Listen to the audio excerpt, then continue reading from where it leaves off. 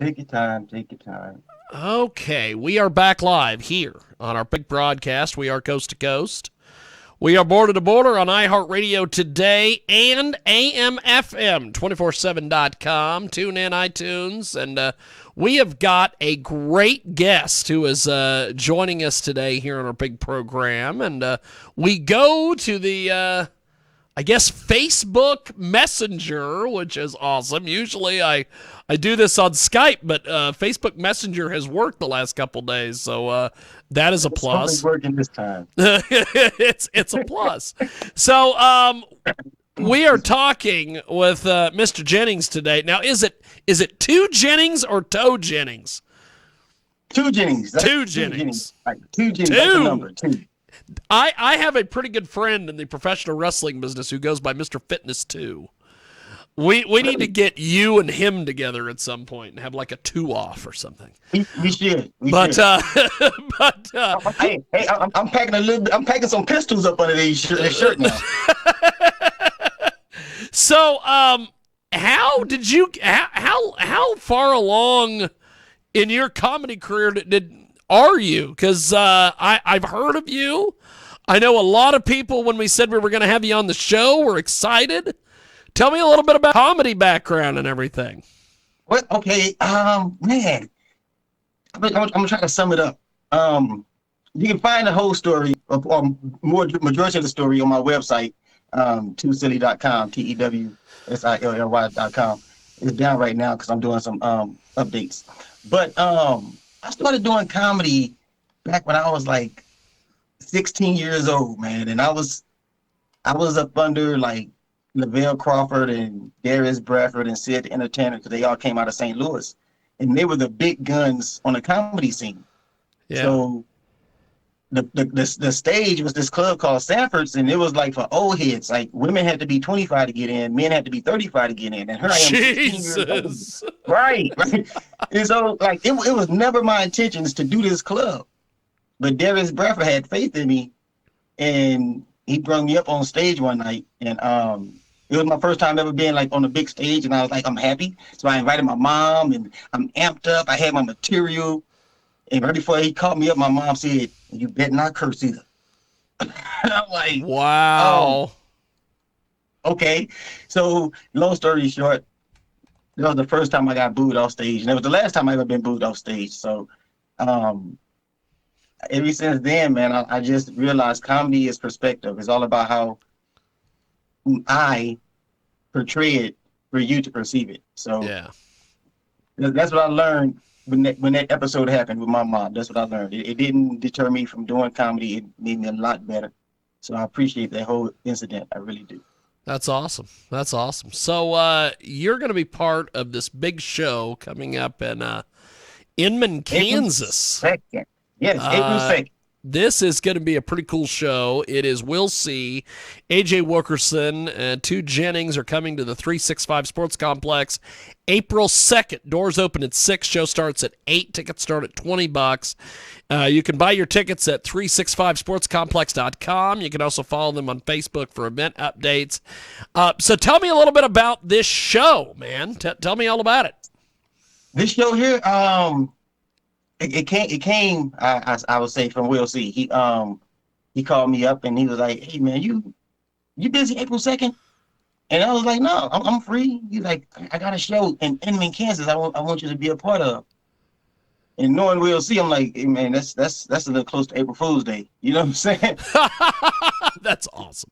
And that you immediately went to that. I think that's great. You know, I ain't never heard of Inman, Kansas, so I had to go to Google real fast. Hey, I'll tell you, it's like a whole nother country there. So I'm like, is this even a place, man? So when I found out what it was and what it was about, you know, small town, I said, oh yeah, I definitely want to be a part of it, because it's very, very hard for these small towns, because I stayed in Missouri, in Southeast Missouri, in a small town of about roughly 3,000, maybe a little less than that, a little more than that. And I brought comedy here. You know, they never had comedy here, and I brought it here, and it just exploded. You know, to where like now they got a comedy club in Cape Girardeau, and you can find a comedy show in Poplar Bluff maybe, and you can just find comedy the shows every here and there in these small towns. So when he let me know it was a small town, I was like, definitely, because those are your biggest fans, your biggest supporters, because they want Yes. what we have to offer more than anybody else. They want the live comedy. They want to laugh. They want to see what they see on TV, because, like I say, it don't come to their city very often. So Yeah. Yeah. Well, and I it's think always for a that's great cause. Always for a great cause. For the veterans. To also heal and help people through whatever pains they're suffering. And it's not just veterans; it can be civilians too. Whoever need to heal through laughter, this show is for you. well, I think it is going to be pretty cool to see you guys throw down there in Inman. So when you first started doing comedy, what were some of your goals for doing all this? Honestly, man, my goals were to just be able to spread my gift with people, or to people, and share it with people. That was what I started doing it as. But then, as I progressed through life, I went into the military. I served 10 years in the Air Force before I suffered That's awesome. service-ending injury. Thank you. Um, I suffered a traumatic brain injury, Oh like wow. doing my halfway mark. So my 10-year mark, I had suffered this injury. So I got honorable discharge. Gratefully, thank you. But then I had to find a way to heal with what I was dealing with, and I went back to comedy. I went back to what I was doing before for other people and started doing it for myself. And again, I appreciate that incident because it made my comedy 10 times better. If you go back and look at footage when I started this, like in early 90s, mid 90s, and you see me now, you be like, oh my God, you were not funny. I'm like, I know. That's awesome. That's why I thank you for the injury. So yeah. That's funny. He So wasn't funny. no, That's I great. wasn't. I said that about myself. Now, I wasn't even funny, but people laughed at me. But now I talk more personal about comedy. I use comedy as a bridge to bring me and you together over something similar, but make you laugh at yourself about it. Yeah. I tell you about me, but you'll laugh at yourself because we're both men, or we're both human beings, or whatever it may be. So I try to be relatable with my comedy. I'm not the type to heckle my crowd. I need y'all. So I don't want you to feel like you're coming to pay to get talked about, because you're not doing that at all, because that's not the comedy that I provide, nor the comedy that the veterans of comedy provide. So Yeah. it'll be a nice night to just come back, kick off your shoes, take off your eyelashes, your wig, your toupees, your garter, your waist trainer, whatever you got on that you don't need on. Take it. Look, keep your clothes on. Keep your clothes on. It's not that type of show. But everything else, you can take it off so you can relax and enjoy this show, because it's gonna be a nice show. We got like a the Oreo when they got the chocolate filling, but Oh the yeah. golden cookie. That's the kind of show we got coming to Inman. Well, one of the things I always ask the comedians is, and especially since you've been around, a while doing this, is it your responsibility to get the crowd going, or are there just sometimes bad rooms? Because there are, like, for instance, here in Hutchinson, Kansas, they love to try to do comedy here in Hutch, and it never succeeds.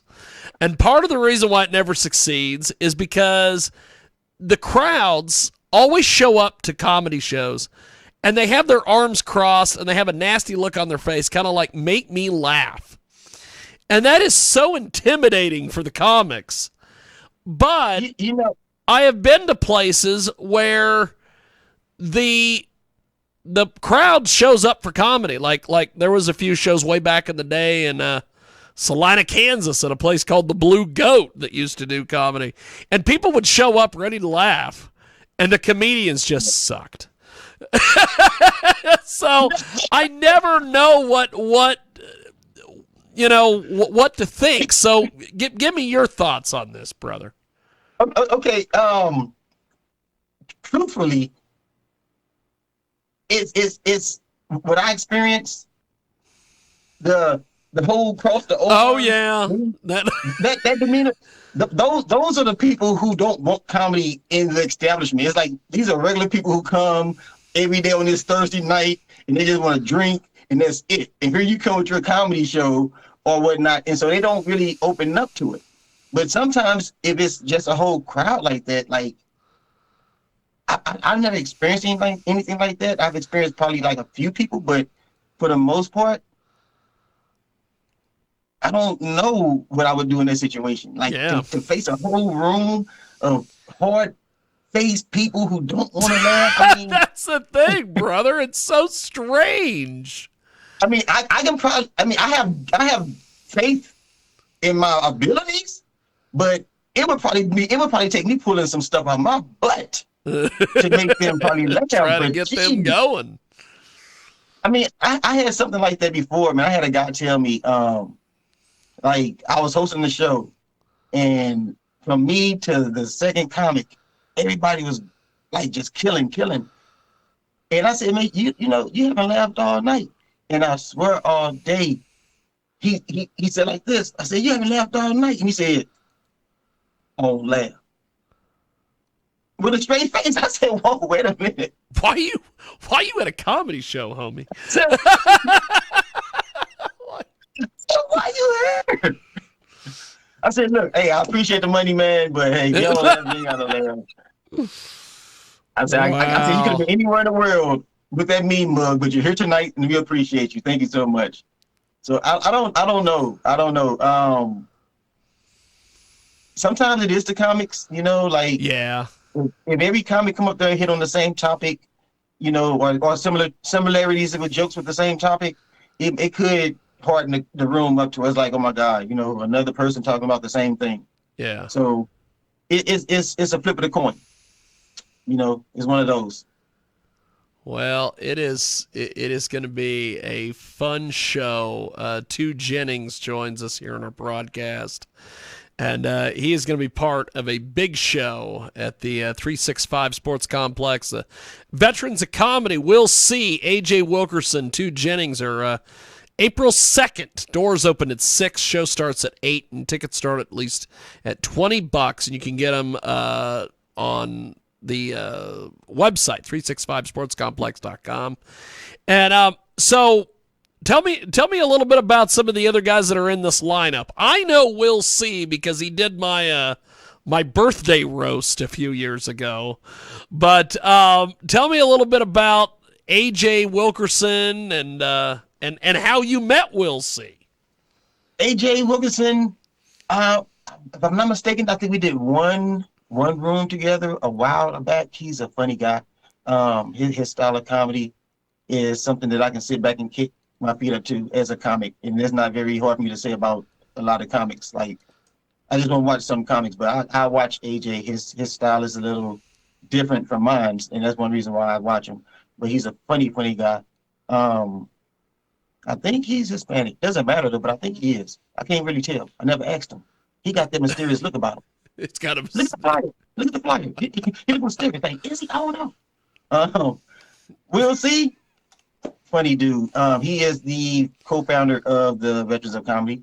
How did me and Will C meet?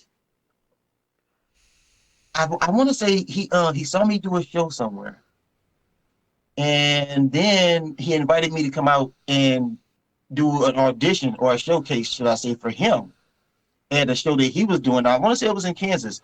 It wasn't Inman though, but it was somewhere in Kansas. Yeah. And when I got off the stage, I guess you can say he indicted me with the T-shirt, the Veterans of Comedy T-shirt. And that's how I became a part of this terrific group of comics who all served this terrific country at one point in time in their life. And now we are serving people with this great thing we call laughter that unites this whole entire world. So essentially, too, he put you in the Veterans of Comedy the same way they used to induct people into the New World Order in professional wrestling. He just gave you a shirt. That's pretty awesome. but thankfully, that's great. He did not say "suck it." That's right. That's right.